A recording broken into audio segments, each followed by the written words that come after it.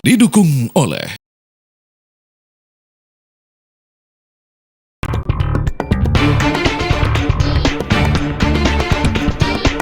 berbagai cara dilakukan calon presiden dan calon wakil presiden untuk menarik suara generasi muda, seperti live streaming di media sosial. Seberapa besar suara kaum muda yang bisa digait dari media sosial ini? Apakah efektif untuk mendulang suara dan meningkatkan elektabilitas mereka?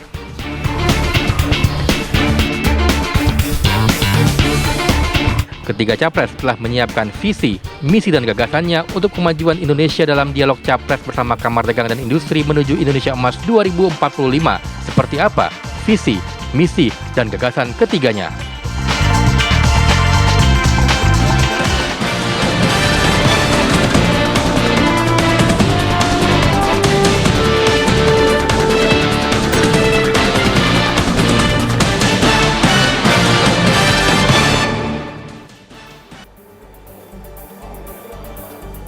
Halo, selamat sore pemirsa. Kabar Pemilu kembali hadir sore hari ini dengan kabar dan informasi menarik seputar pemilu. Live reportase agenda kampanye para capres dan cawapres serta perkembangan terbaru dari kabar-kabar terhangat mengenai pemilu dan pilpres mendatang. Semua akan kami hadirkan di Kabar Pemilu hari ini. Kami kabarkan, Anda putuskan. Bersama saya, Sira Safira.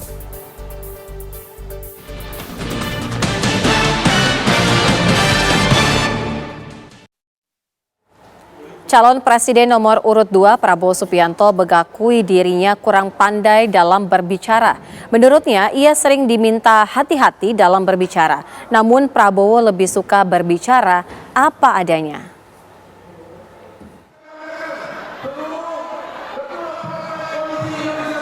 Prabowo Subianto Kamis kemarin berkampanye di hadapan ribuan warga di Kota Bengkulu. Sejumlah hal Prabowo sampaikan dalam orasinya, termasuk soal gaya bicaranya yang blak-blakan. Menurut Prabowo, ia memang tak pandai bicara seperti akademisi dan lebih suka bicara apa adanya. Memang saya kurang pandai bicara, saya mengerti.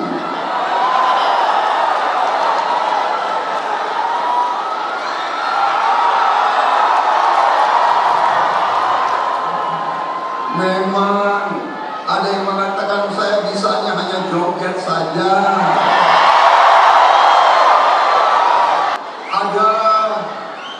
Ada yang juga ngomong ke saya, Prabowo, hati-hati, bicaranya harus hati-hati, jangan emosi, nanti terpancing. Bicaranya harus sopan-sopan. Saya memang dari dulu bicaranya apa adanya, saudara-saudara. Kalian mau dengar saya bicara sopan-sopan terus? Mau? Atau saya bicara seperti politisi-politisi, atau saya bicara seperti akademisi, ya, yang pinter teori tapi salah.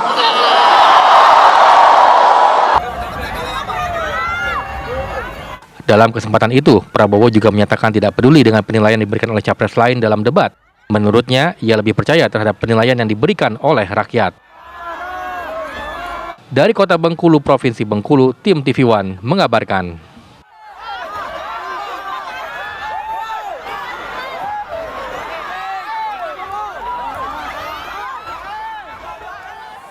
Tertinggal di sejumlah survei terbaru, kubu pasangan Capres nomor urut 1 dan Capres nomor urut 3 mulai menjajaki kerjasama dan peluang koalisi, terutama jika Pilpres berlanjut di putaran kedua. Meski belum ada kesepakatan resmi, sinyal positif tentang kerjasama kubu Anies Muhaimin dengan Ganjar Mahfud kian terlihat.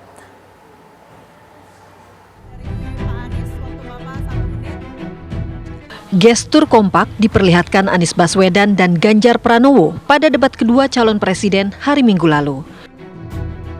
Meski berbeda kubu dan latar belakang pendukung, posisi tertinggal kedua kandidat di sejumlah survei seolah menyatukan nasib keduanya.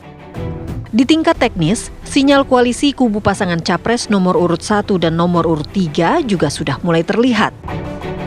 Sekjen Partai Demokrasi Indonesia Perjuangan Hasto Kristianto mengaku tim pemenangan nasional Ganjar Pranowo Mahfud MD terus menjalin komunikasi dengan tim pemenangan nasional Anies Baswedan Muhaimin Iskandar. Saat ini, komunikasi kedua kubu ini ditujukan untuk menghadapi intimidasi yang mereka terima menghadapi Pilpres 2024. Bahkan di dalam komunikasi itu kita merasakan bahwa ada kecenderungan kecurangan secara terstruktur, masif, dan sistematis. Karena itulah kami membangun komunikasi dan bersama-sama mengantisipasi apapun rakyat yang seharusnya berdaulat. Pak Anies atas ucapan hutnya, ya kita sama berjuang agar pemilu rakyatlah yang berdaulat untuk menentukan pemimpin yang terbaik. Kita hadapi bersama-sama kekuatan intimidasi yang mencoba menyalahgunakan kekuasaan. Meski baru sebatas kerjasama untuk menghadapi kecurangan, kubu TPN Ganjar Mahfud dan Timnas Anies Muhaimin mengaku terbuka untuk koalisi jika Pilpres berlanjut di putaran kedua nanti. Tentunya kita melihat bahwa apa yang disampaikan bahwa kemungkinan kalau seandainya 2 putaran itu pun sangat terbuka komunikasi tersebut. Jadi kita dari tim hukum tentunya fokus terhadap dugaan pelanggaran, dugaan kecurangan yang ada, dan ini menjadi fokus kami. Dan terkait dengan komunikasi politik tentunya sebagai peserta pemilu kita sangat terbuka ya dengan teman-teman dari mana saja, terutama dari 01 ya. Ada komunikasi dengan pihak 03, sekali lagi komunikasi itu lebih kepada kesepahaman bahwa kita ingin menjunjung Pilpres ini berjalan betul-betul dengan damai, betul-betul dengan jujur dan berkualitas. Belum pada tingkat operasional. Jujur saya pernah berkomunikasi dengan Mas Hasto, berkomunikasi dengan 03 dan lain sebagainya, termasuk juga tentu dengan semua anak bangsa ini, karena kita membutuhkan itu. Tetapi secara keseluruhan, baik 01, 03, ataupun bahkan 02 juga, hari ini lebih fokus kepada bagaimana caranya kita memenangkan Pilpres ini. Jadi pada konteks tersebut, belum ada pembicaraan lebih lanjut. Mendapat ancaman koalisi dari kubu Capres nomor urut 1 dan 3, tim kampanye nasional Prabowo Gibran mengaku tidak khawatir. Saat ini, pihaknya lebih fokus untuk menggarap suara di akar rumput. Kalau menurut mayoritas lembaga survei, ya, bahkan kami di surveinya paslon 3 pun unggul kan ya. Kami unggul gitu loh, mau 1 putaran, mau 2 putaran. Nah, kami tawarkan kepada publik karena ada fakta bahwa ada sejumlah pendukung Pak Anies yang hatinya juga menyimpan Pak Prabowo. Dia mencadangkan hatinya untuk memilih Pak Prabowo di putaran kedua. Ada sebagian pendukung Pak Ganjar yang dalam hatinya juga mendua. Dia juga mencadangkan Pak Prabowo untuk dipilih di putaran kedua. Nah, kami menawarkan kepada grassroots. Grassroots ini kan nggak bisa kita setir-setir. Ya, kita tawarkan rasionalitas ya. Daripada milihnya nanti di putaran kedua, toh yang menang juga Pak Prabowo juga. Kenapa nggak dari sekarang? Nah, dari putaran pertama gitu. Lantas, apakah nanti koalisi antara kubu 01 dan 03 akan terwujud di putaran kedua? Ataukah sinyal ini hanya alat untuk meningkatkan posisi tawar dengan kubu 02? Tim TV One mengabarkan. Pemirsa, kabar pemilu segera kembali dengan sejumlah informasi penting lainnya usai jeda.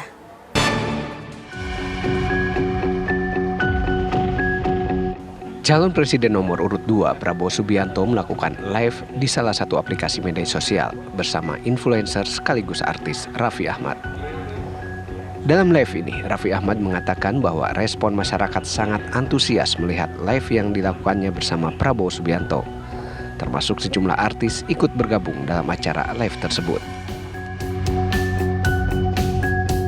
Sebelumnya, calon presiden nomor urut 1 Anies Baswedan juga pernah melakukan live di TikTok saat perjalanan dari Situbondo menuju Gresik pada Kamis 28 Desember lalu. Viewersnya mencapai 300.000 orang. Anies merasa senang dan unik bisa menyapa langsung masyarakat lewat media sosial, meski ia mengaku sedikit gaptek akan media sosial. Jika Capres nomor urut 1 dan 2 melakukan live di media sosial, akankah hal yang sama juga dilakukan Capres nomor urut 3 Ganjar Pranowo? Meski Ganjar Pranowo tidak melakukan live di media sosial, namun pasangannya di Pilpres 2024, Mahfud MD, kerap aktif menggunakan media sosial untuk berinteraksi membagikan pemikirannya. Ruang media sosial menjadi salah satu ruang kampanye terbaik untuk mereka menyerap dan menerima aspirasi dalam rangka menentukan pemimpin masa depan bangsa yang terbaik untuk kita semua. Dan adalah satu-satunya perwakilan anak muda yang berada di kontestasi untuk pemilihan presiden dan wakil presiden ini. Kita juga tentu dari tim kampanye nasional mempunyai program-program yang khusus menyasar anak, dan tentu ikhtiar ini akan terus kami lanjutkan. Kalau untuk metode komunikasinya tentu saja dilakukan dengan berbagai macam platform media sosial, karena Mas Ganjar ini memiliki followers yang banyak ya di berbagai macam platform medsos. Juga demikian juga dengan Prof Mahfud, live di Instagram, live di TikTok, lalu membuat berbagai macam konten amplifikasi dengan KOL dan influencers untuk mempopulerkan solusi-solusi, gagasan-gagasan dan juga ide untuk menyelesaikan masalah bangsa, termasuk juga masalah yang dialami oleh para Gen Z. Berdasarkan data yang dikeluarkan Komisi Pemilihan Umum, para pemilih muda yang terdiri dari generasi milenial dan generasi Z akan menjadi penyumbang suara terbesar di Pilpres 2024, yaitu mencapai lebih dari 50%. Maka tak heran jika suara anak muda menjadi rebutan para capres dan cawapres. Salah satu untuk merauapnya adalah dengan live di media sosial, karena mereka tahu media sosial menjadi wadah anak-anak muda untuk berinteraksi. Dari Jakarta, tim TV One mengabarkan.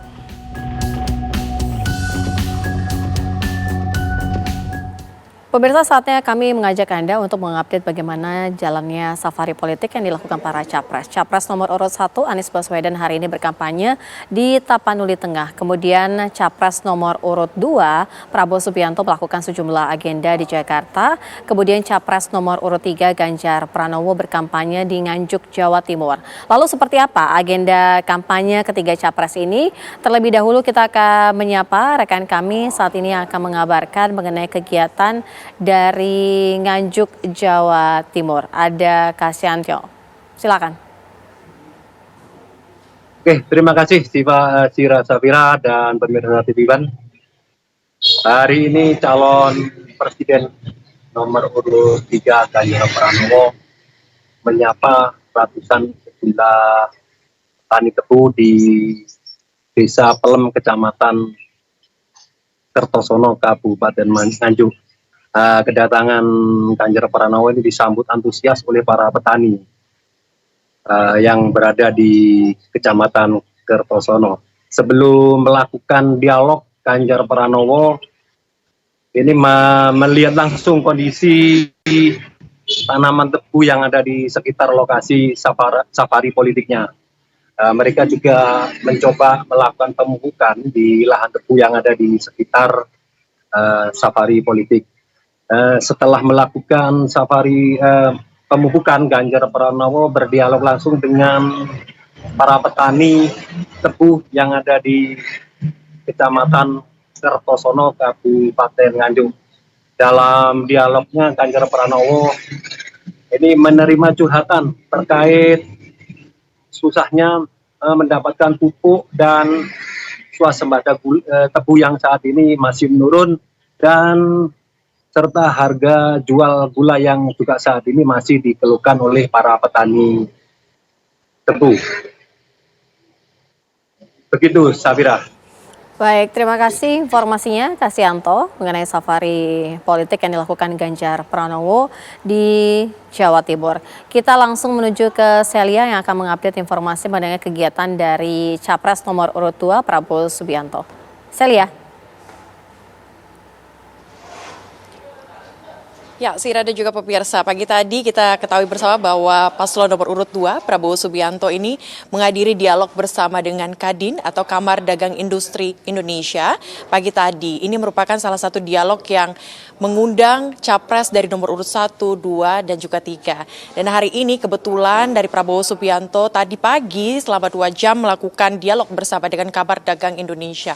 Ada beberapa poin penting yang memang disampaikan oleh Prabowo dalam dialognya bersama dengan Kadin tadi pagi. Di antaranya bahwa dia, Prabowo Subianto, ini mengatakan bahwa perekonomian Indonesia saat ini berada di titik yang baik dengan inflasi terendah. Dan juga beliau atau Prabowo Subianto ini mengatakan ekspor dari Indonesia saat ini termasuk baik dan memuji dari pembangunan ekonomi yang dilakukan oleh era Joko Widodo. Ada beberapa poin juga yang disampaikan oleh dirinya bahwa ke depannya ia bersama dengan cawapresnya yaitu Gibran Rakabuming Raka akan melanjutkan kinerja dari Joko Widodo yang dianggap mampu untuk membangun perekonomian Indonesia menuju Indonesia 2045 nantinya. Ada strategi yang sudah disiapkan yaitu strategi transformasi bangsa yang disiapkan oleh Prabowo Subianto bersama dengan Gibran Rakabuming Raka ke depannya, maksud kami untuk mempersiapkan 2045 ke depannya dengan landasan yang sudah dibangun oleh Presiden Joko Widodo dan falsafah yang memang dibangun atau dipakai untuk kedepannya, yakni adalah falsafah ekonomi Pancasila. Ia menargetkan hilirisasi dan juga kedepannya menghilangkan kemiskinan dan juga korupsi yang ada di Indonesia. Menurutnya, kedepannya pemerintah harus mengedepankan kesejahteraan. Dan itu merupakan salah satu agenda yang dilakukan oleh Prabowo Subianto, yang mana juga dua capres lainnya juga sudah melakukan dialog bersama dengan Kamar Dagang Industri Indonesia kemarin di tanggal 11 kemarin. Sementara demikian sih, saya kembalikan kepada Anda. Baik, Celia Alexandra mengabarkan informasi mengenai kegiatan yang dilakukan oleh Capres nomor urut 2 Prabowo Subianto. Kita langsung menuju bagaimana dengan kegiatan ataupun safari politik yang dilakukan Capres nomor urut 1 Anies Baswedan. Ada rekan kami, Sharon Situmorang, yang akan mengabarkan. Sharon. Ya, Safira, dari Kabupaten Papua Tengah, Sumatera Utara, saya mengabarkan untuk pemirsa tujuan bahwa sekitar pukul 12 yang tadi Capres nomor urut 1 Anies Baswedan sudah selesai melakukan safari politiknya atau kampanye di Jalan Raja Junjungan Lubis, Kota Pandan, Kabupaten Papua Tengah, Sumatera Utara. Sebelum tiba di lokasi kampanye, maksud kami, Anies Baswedan tiba di Bandara Ferdinand Lumban Tobing, Pinang Sori, Kabupaten Tapanuli Tengah. Di sana ribuan warga menyambut kehadiran Capres nomor 1 ini. Dan antusias warga, ribuan warga juga sangat terlihat dari kehadiran dari Capres nomor 1 ini. Kemudian juga selanjutnya, pada sekitar pukul 11 yang tadi, Anies Baswedan melakukan safari politiknya atau kampanye di Jalan Raja Junjungan Lubis, Kota Pandan, Kabupaten Papua Tengah. Di sana Anies Baswedan juga menyoroti tentang kondisi Indonesia selama bertahun-tahun yang menurut Anies bahwa kondisinya yang sangat memprihatinkan. Kemudian juga dalam orasi politiknya, Anies Baswedan juga menyampaikan di hadapan ribuan masyarakat yang hadir dalam kampanye ini akan menyoroti tentang keadilan, kemudian sulitnya mencari lapangan pekerjaan saat ini, kemudian soal mahalnya biaya pendidikan. Nah, untuk hal ini menurut Anies Baswedan bahwa perubahan total akan dilakukan jika memang Anies Baswedan akan terpilih jadi presiden pada Pilpres 2024 ini.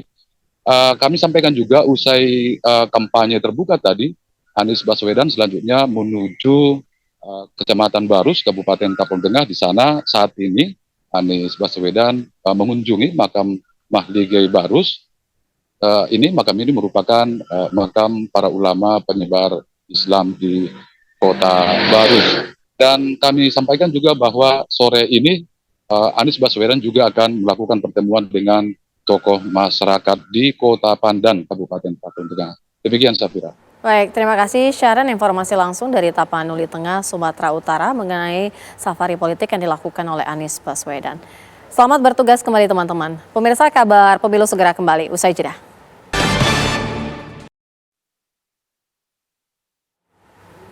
Pemirsa, ketiga calon presiden sudah hadir dalam dialog ekonomi yang dikelar Kadin.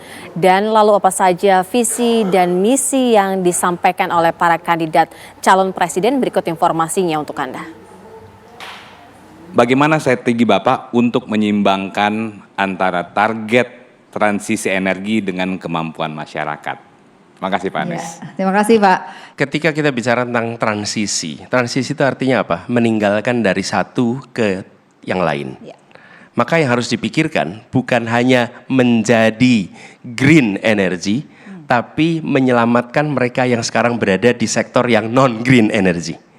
Jangan sampai transisi itu dikerjakan dan menjadi pelaku di sini, lalu kehilangan mata pencaharian, kehilangan kehidupan. Jadi transisi ini harus dipikirkan aspek transisinya dan aspek pelakunya di sini. Jadi pengalaman nih Pak sekalian, kita membangun jalan tol sepanjang Pantura.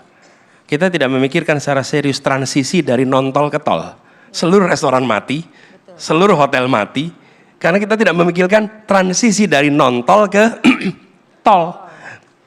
Ketika kita transisi itu dua-duanya harus dihidupkan, harus ada penggantinya.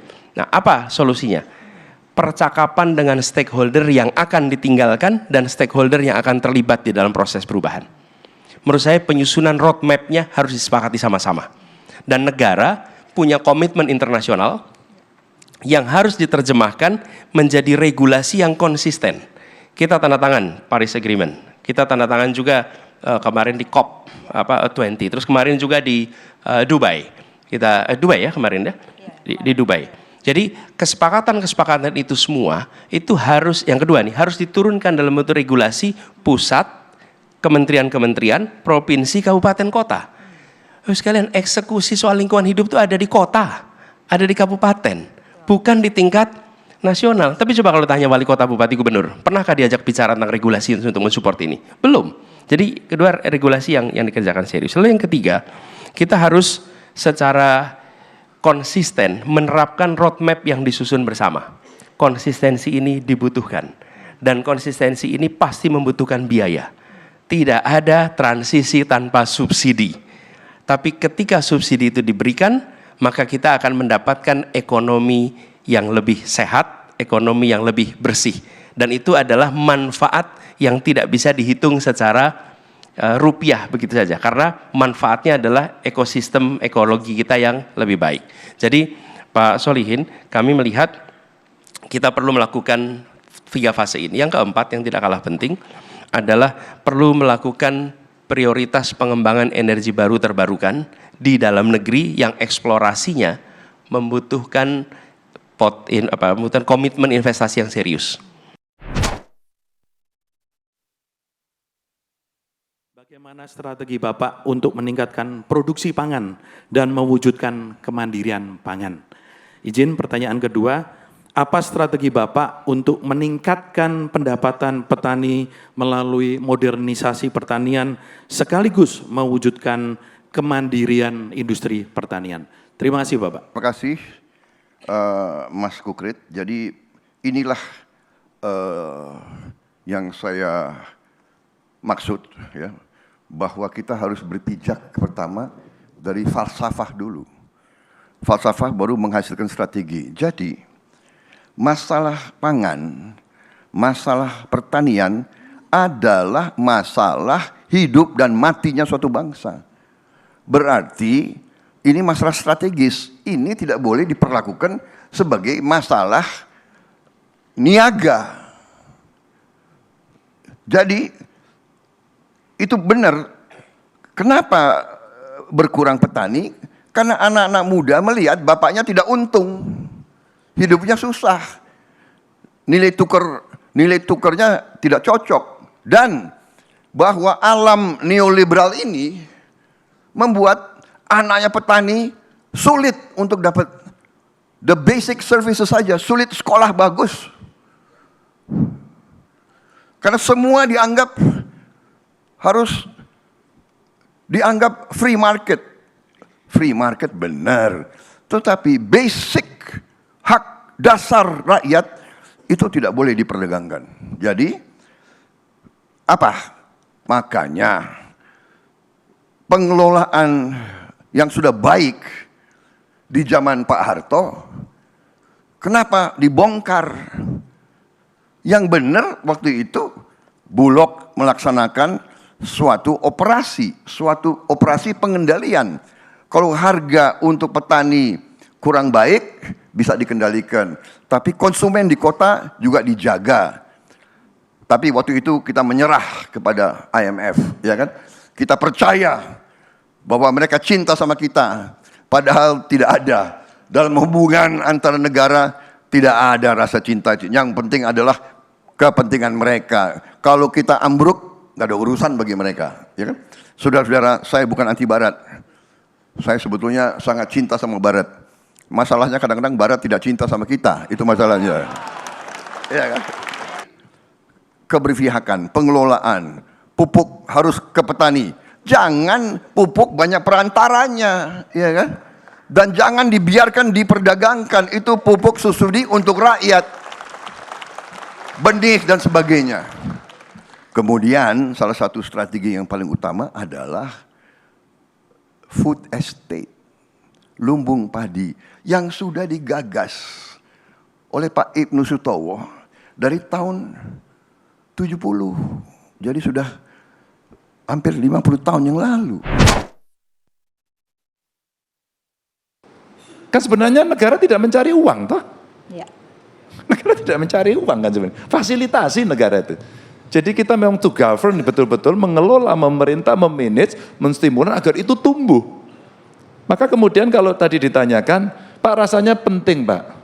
BUMN, kamu boleh punya anak perusahaan, tapi tidak boleh punya cucu, cicit, apalagi, ketawa lagi. Korban-korban lagi sebelah kanan saya ini. Betul ya? Betul Pak. Maka begitu Bapak tadi bicara monopoli, saya coba memahami, memutar otak saya, ini kayaknya yang maksudnya BUMN punya cucu, punya anak, punya cucu, punya cicit, canggah, gantung siwur kira-kira itu kalau orang di Jawa itu, sampai banyak. Akhirnya swasta tidak punya peran. Pak ini butuh, kalau orang bisnis itu ya rasa kamanungsan, rasa kemanusiaan. Ya kalau orang Jawa bilang itu ngono ya ngono ning ojo ngono. Ya, Pak. Dibagilah mana yang sudah bisa. Kalau kemudian swasta bisa muncul, jangan-jangan memang BUMN-nya sudah tidak kita perlukan lagi. Loh iya dong. Tapi jangan-jangan kalau Anda dari anggota Kadin ini besok saya jadikan Menteri BUMN, Anda kelakuannya sama. Jangan lo ya. Bawa misi ini lo ya.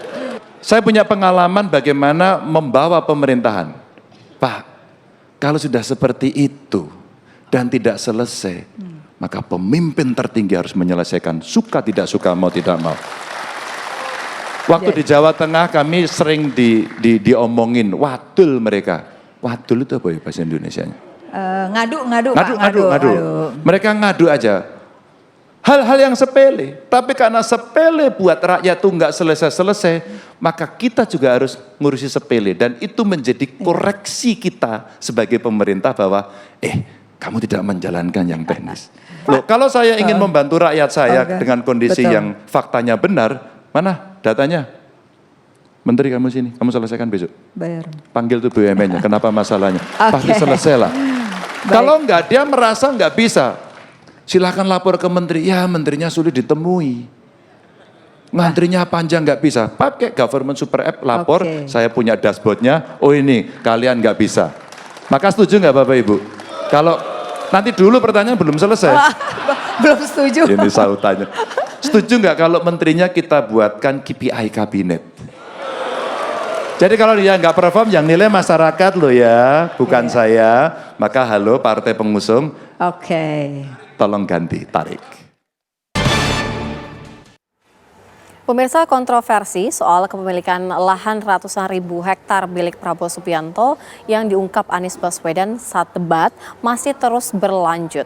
Setelah dibantah oleh Prabowo, mantan Wakil Presiden Yusuf Kala juga turut mengklarifikasi kepemilikan lahan Prabowo di Kalimantan Timur tersebut.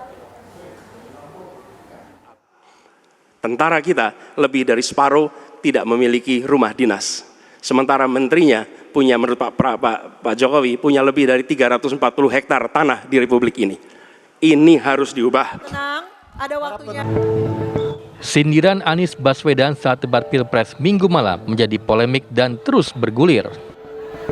Dalam pernyataannya, Anies mengungkap bahwa Prabowo memiliki lahan hingga 340.000 hektar di saat para prajurit TNI kesulitan rumah.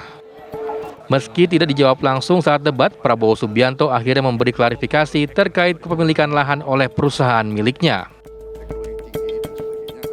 Dia mau ejek, mau menghasut, dia mau bikin rakyat benci sama saya, padahal Pak Jokowi ada saya di istana 2,5 tahun yang lalu, saya sudah serahkan tanah itu kepada negara. Saya sampaikan ke Bapak Presiden, kalau lahan ini dibutuhkan untuk lumbung pangan bangsa Indonesia, pakai lahan HGU saya, gunakan, saya siap. Sementara, Wakil Presiden ke-10 Yusuf Kala menjelaskan bahwa kepemilikan lahan Prabowo terjadi di masa pemerintahannya. Saat itu, lebih dari 200.000 hektar lahan tersebut merupakan bagian dari pabrik kertas yang kemudian dimiliki oleh Prabowo Subianto. Nah, itulah kenapa Pak Prabowo memang punya lahan seperti yang saya baca di Riau, aku juga kan. Tapi itu jadi ngikut lahan itu bagian daripada pabrik kertas yang saya minta ke Bank Mandiri dijual saja ke pengusaha nasional, jangan keluar. Nah, itu ceritanya. Sayangnya sampai sekarang pabrik itu tidak berjalan. Jadi saya baca, saya tidak tahu Anda tulis di tidak berjalan, tidak bagaimana diijungkan. Nah, jadi karena pabriknya tidak jalan baik gitu kan, otomatis lahannya juga tidak dipakai kan. Nah, jadi memang kalau Pak Prabowo ingin kembali ke negara memang seharusnya begitu, karena tidak dimanfaatkan dengan baik. Meski tudingan kepemilikan lahan milik Prabowo akhirnya terbantahkan, polemik ini telah menjadi konsumsi publik dan akan dimanfaatkan untuk menarik simpati pemilih dalam Pilpres mendatang. Tim TV One mengabarkan. 20 hektar tapi 340.000. Pemirsa, saatnya kami mengajak Anda untuk mengupdate bagaimana kegiatan ataupun safari politik yang dilakukan oleh para cawapres, di mana Muhaimin Iskandar dan Mahfud MD ini hari ini memilih berkampanye di Surabaya, Jawa Timur. Ada rekan kami, Adi Mulya dan juga Kurnia Amal.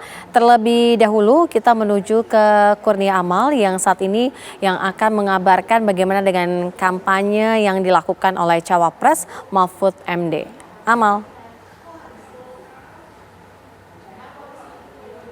Safira dan juga pemirsa TV One, betul sekali di masa kampanye ke-46, di mana untuk paslon nomor 3 Cawapres Mahfud MD sejak tadi pagi sudah memulai safari politiknya di Jawa Timur. Nah, untuk tadi pagi pukul 9 pagi waktu Indonesia bagian Barat, dapat kami informasikan sebelum memulai kolaktor kebangsaan untuk membedah visi-misinya untuk paslon nomor 3 Cawapres Mahfud MD ini sempat menyempatkan diri untuk mengunjungi ziarah makam ke makam Mbah Ayu Ratu di wilayah Bangil, mana dalam kunjungannya tersebut ia menyatakan bahwasannya ziarah kubur ini merupakan tradisi masa kecilnya, yakni juga merupakan tradisi dari Nahdlatul Ulama untuk merefleksikan dan juga mempelajari nilai-nilai dari para pendahulu mereka. Dan tadi Mahfud MD mengatakan bahwasannya ia mengagumi sosok dan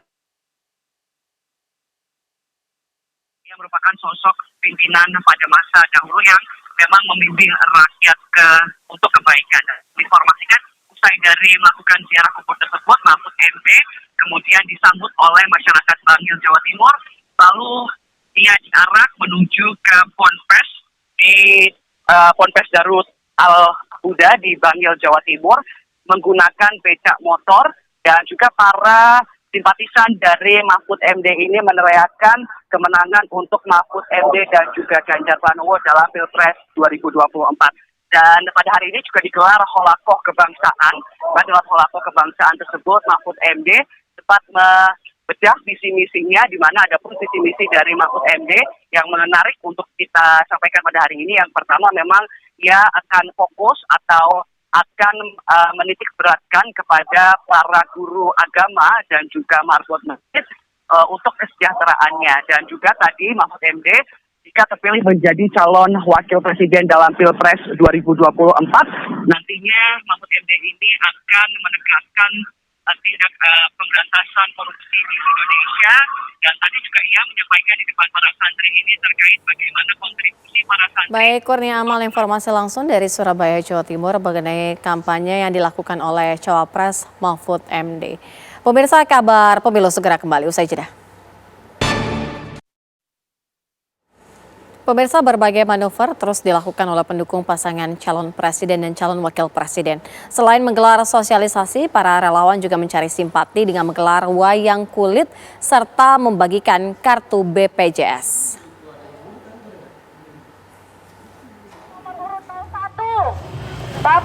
Untuk mensosialisasikan program calon presiden pasangan nomor urut 1 Anies Baswedan Muhaimin Iskandar, tim relawan berkeliling pasar tradisional di Palembang, Sumatera Selatan. Tim pemenangan relawan Pejuang Perubahan ini secara bersama-sama keliling pasar 16 kota Palembang untuk mensosialisasikan program-program unggulan pasangan nomor urut 1. Salah satu program yang disosialisasikan adalah membuat ekonomi yang baik dan biaya bisa terjangkau oleh masyarakat. Yang hasil istimewa ulama, hasil pilihan ulama kita, insya Allah. Untuk menarik simpati pemilih, caleg dan tim kampanye daerah Prabowo Gibran di Banjar, Jawa Barat mendaftarkan puluhan relawan ke BPJS Ketenagakerjaan, termasuk menanggung iurannya. Caleg dari Partai Gerindra bersama tim kampanye daerah TKD Prabowo Gibran mengumpulkan puluhan relawan di sebuah warung kopi. Puluhan relawan Prabowo Gibran dan caleg Ernawati ini mendapat layanan BPJS Ketenagakerjaan program non penerima upah.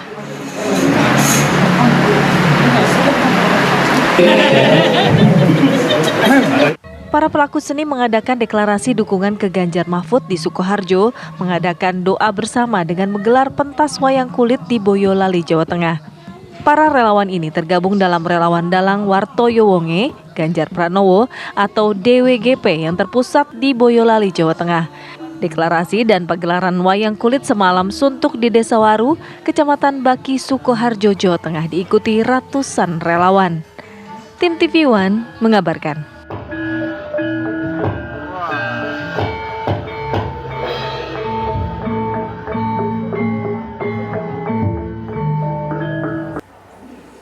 Pemirsa, TKN Prabowo Gibran hari ini menggelar jumpa pers untuk membahas dugaan kecurangan serta indikasi upaya penggagalan pemilu 2024 bersama tim advokasi TKN. Untuk mengetahui kabar selengkapnya, kita akan bertanya langsung kepada rekan kami, Yohanes Leonardo.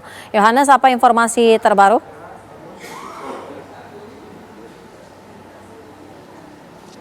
Ya, selamat sore Sira dan juga pemirsa. Memang benar sekali saat ini kami berada di Media Center TKN Prabowo Gibran di Jalan Sriwijaya, Kebayoran Baru, Jakarta Selatan. Di mana dalam konferensi pers yang dipimpin oleh Habibur Rahman, yang merupakan wakil ketua tim kampanye nasional atau TKN Prabowo Gibran, ini Habibur Rahman menyampaikan ada dua garis besar, yakni yang pertama adalah masukan dari masyarakat terkait dugaan aktivitas menggagalkan pemilu 2024, serta outlook ataupun garis besar potensi kecurangan pemilu yang dinilai masif. Begitu. Dan yang pertama terkait laporan ataupun juga informasi yang diterima dari masyarakat. Yang pertama berkaitan dengan koran Ahtung yang kemarin sempat viral di media sosial, di mana memang koran Ahtung diklaim oleh Habibur Rahman tadi bahwa koran tersebut memuat unsur yang memfitnah Prabowo. Dan memang apa saja kemudian yang membuat hal tersebut menjadi sebuah fitnah. Habibur Rahman mengatakan bahwa ada 4 hal bahwa kalimat dalam koran tersebut merupakan fitnah. Yang pertama ialah tidak ada satupun saksi yang menyebut adanya arahan Prabowo Subianto untuk menculik. Kemudian juga ada poin kedua adalah keputusan Dewan Perwira 1998 yang bersifat rekomendasi saja. Yang ketiga ialah putusan Presiden ketiga Republik Indonesia B.J. Habibie yang memberhentikan Prabowo Subianto secara hormat dari jabatan TNI-nya. Kemudian juga dan lebih dari 16 tahun Komnas HAM tidak memberikan ataupun juga tidak memberikan keputusan, padahal secara undang-undang tugas mereka harus wujudkan dalam tempo 30 hari.